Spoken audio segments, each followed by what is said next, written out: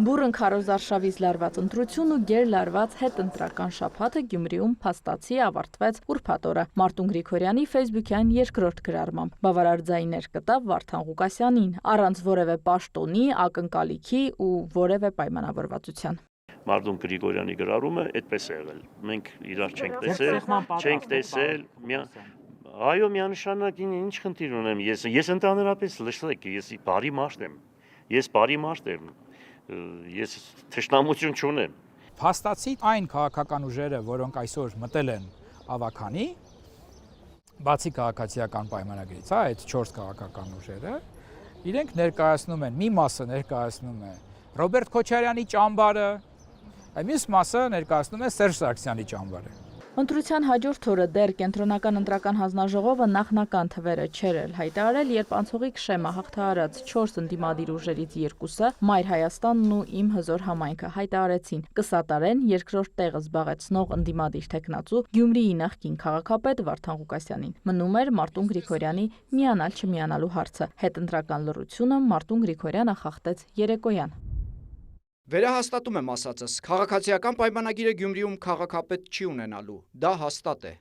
Այդպես էլ չհստակեցնելով երկրորդ ամենաշատ ձայն հավաքած ուժին միանալու է, թե պնդում եմ, Վարդան Ղուկասյանի միջոցով ուզում են քաղաքը տանեն, երեք ուզում իմանալ, չենք թույլ տալու, գյումրեցիներ ջան, Մարտուն Գրիգորյանը իր ցենը պահելու է։ Գյումրիի ավականին բաղկացած է 33 մանդատից, բայց անցողիկ շեմը հաղթահարած 5 քաղաքական ուժից եւ ոչ մեկը մեծամասնություն չկարողացավ դառնալ։ Քաղաքագետները այդպիսի արդյունքը սպասելի են համարում։ Սա միայն Գյումրիին բնորոշ ֆենոմեն չէ, սա ընդհանրապես այսօր Հայաստանին եւ մեր հասարակությանը բնորոշ ֆենոմեն է։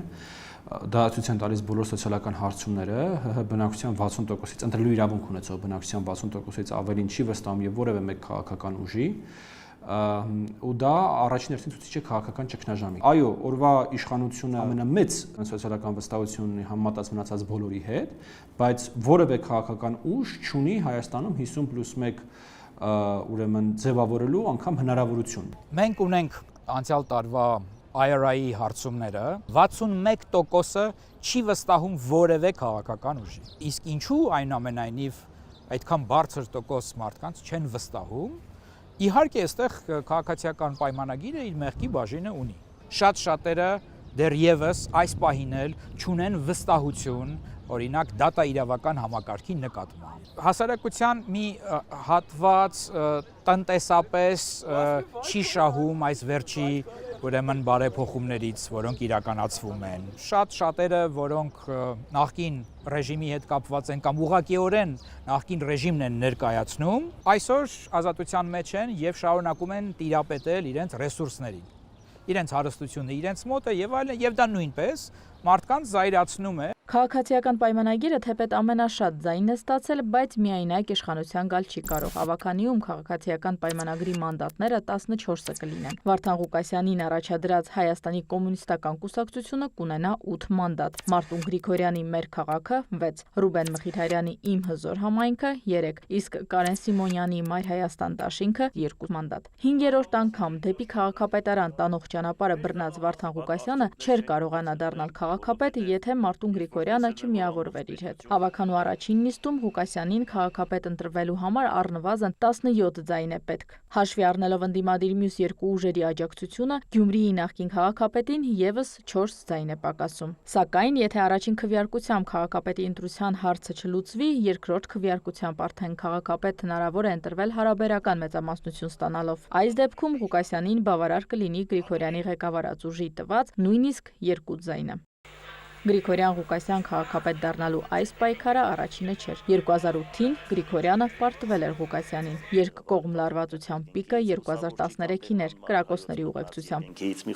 Այսօր, երբ Ղուկասյանի քաղաքապետ լինել-չլինելու գնդակը բարի բուն իմաստով Մարտուն Գրիգորյանի դաշտում էր, Ղուկասյանը հայտարարում էր պատրաստ է նստել բանակցել։ Հիմա այնպես որ մենք սպասում ենք իրեն, այդպես հոյրեղբայրներ ունի, հայր ունի, բան ունի, իրեն խորհուրդ կտան, ինքն էլ արդեն 40 քանի տարեկան է, արդեն ինչքան գիտեմ թորնիկ ունի, բան ունի։ Քաղաքագետները կարծում են, ստեղծված իրավիճակում ինչպիսին էլ լիներ քաղաքական սցենարը, Հայաստանի երկրորդ քաղաքում քաղաքական ճգնաժամը շարունակվելու է։ Ճգնաժամը շատ բազմաշերտ հասկացություն է։ Այն որ հիմա կա հստակ ճգնաժամ, որտեղ չկա քաղաքապետ, դա մի ճգնաժամ է։ Այն որ կարա լինի քաղաքապետ, որը որ չունենա կայուն մեծամասնություն, դա այլ ճգնաժամ է։ Այն որ կարա լինի քաղաքապետ, որը ոչ միայն կայուն մեծամասնություն, այլ ընդհանրապես մեծամասնություն չունի, դա երրորդ տեսակի ճգնաժամ է։ Այսինքն ճգնաժամերը լինում են շատ տարբեր։ Այն որ Գյումրիում այսպես թե այնպես ճգնաժամը շարունակվում է, դա հստակ է։ Հիմա ստեղ հարցը թե ճգնաժամը ինչ խորությամբ եւ ինչ մակարդակով է շարունակվում։ Յուրաքանչյուր լուծում այս պարագայում լինելու է շատ, այսպես ասած, խարխուլ լուծում, այսինքն արդյունքները լինելու են ոչ կայուն եւ անընդհատ նոր ճգնաժամի առաջացման մեծ ռիսկ է լինելու։ Քաղաքագետների գնահատմամբ դա ակնհայտ էր դեռ քարոզարշավի ընթացքում, երբ տեխնացուների մեծ մասի խոսույթի ու ծրագրերի կենտրոնում ոչ թե Գյումրին ու գյումրեցիներ, այլ թիմ ընտրությունները ներկայացվում էր որպես կյանքի ու մահվան կռիվ։ Հիմնականում տեսնում էինք ապագաղափարական որոշակի մրցակցություն։ Ըստ էության ընդդիմությունը հաղթահարել է համապատասխան շեմը։ Նրանք շատ քիչ էին խոսում տեղական ինքնակառավարման խնդիրներից, շատ քիչ էին խոսում Գյումրու խնդիրներից։ Եթե խոսում էին 1-2 թեզ առաջ էին քաշում եւ որևէ հիմնավորումներ, թե ինչպես պետք է օրինակ այս կամ այն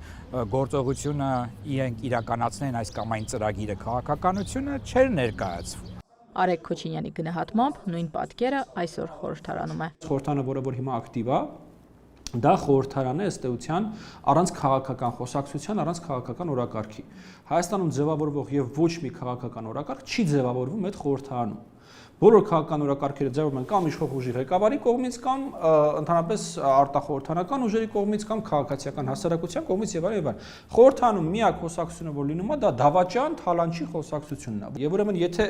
գալիք խորհրդարանական ընտրություններում այս կազմը չի փոխվում, ուրեմն որևէ հանգուցալուծման մասին խոսելը ավելորդ է, հանգուցալուծումը պետք է լինի խորհրդարանով։ Վերադառնալով Գյումրի կենտրոնական ընտրական հանձնաժողովի կողմից վերջնական արդյունքները հրապարակելուց հետո 14 օրվա ընթացքում է գումարվելու ավականու առաջին նիստը, որի ընթացքում էլ այսպիսով 13 տարի Գյումրին ղեկավարելուց 13 տարի անց Վարդան Ղուկասյանը կրկին կընտրվի քաղաքապետ։ Իրինամ Կրչյան, Հովհաննես Քյոսեյան, Դավիթ Դանիելյան, Կիրակնորյա լուրեր։